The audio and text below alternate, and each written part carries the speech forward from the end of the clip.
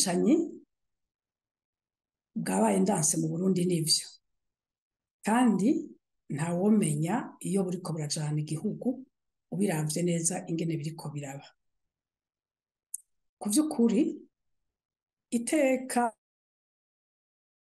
ubuntu n'imico vyaturanga kera biraboneka ko vyatosekaye, umuco wacu atakiwushigikiye. Muri iyo mico myiza rero twahora tugenderako harimwo icuko ubuzima bwa kiremwa muntu ari ntarengwako. Ubuzima bwa kiremwa muntu bukingirwa n'amategeko, nta numwe abukorako ngo ntabihanirwe kubisanzwe, niko bimeze. Kandi aho si mu Burundi gusa, ni no mu bindi bihugu vyose vyo kw'isi. Amategeko aremeza ko kiremwa muntu ari hejuru y'ibindi bintu vyose igihugu gishobora kuba gifise, ari amatungo, ari n'ibindi bintu vyose. Igihe rero umuntu yubahutse agakora ku wundi akamwica, abahejeje gutambuka uruzitiro rw'ikizira cose. Ntaca bagitinya na kimwe, ntaca bashigaje atokora. Nta kizira kiriho yoba atokora na kimwe igihe yamaze kwica umuntu. Intwari hari ubu rero mu Burundi yaruguriwe uwo muryango mu kwigisha imbonerakure kwiba, kwica, gusambura, ukamenga biri mu mugenzo wemewe. Ubu rero niko biri. Ukwica abarundi barazi ko biriho, barabibona ko biriho, kandi womenga bose babona umenga nta kundi, babona umenga ntaco bihagarika.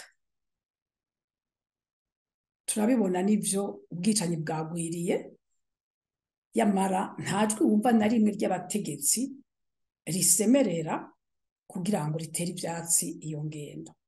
Twarumvise nk'uko warubivuze muri iyi minsi, wa mugabo yica abana babiri abacumise.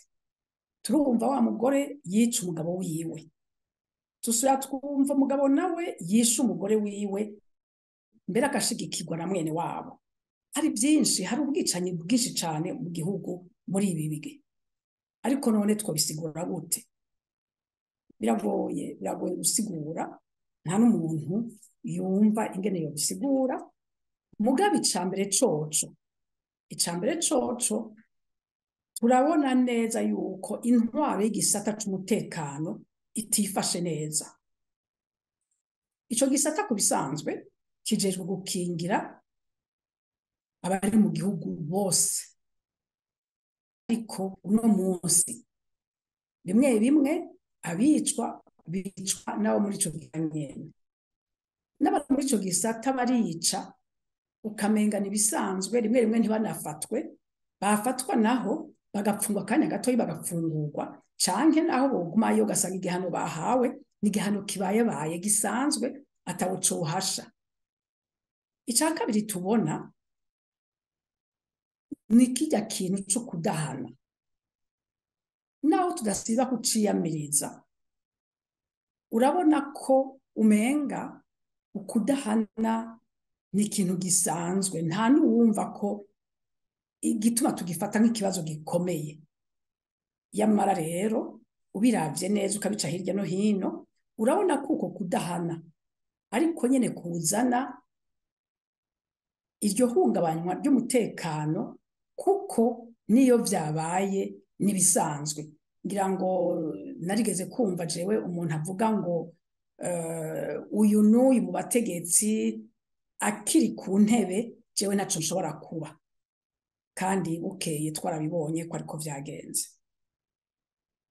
Uretse rero ico oye c'intwaro y'igisata c'umutekano idahagaze neza, tukaraba n'ivyo vy'ukudahana biriho kandi bituma abantu bumva ko bashobora kuma bakora amabi yose harimo no kwica.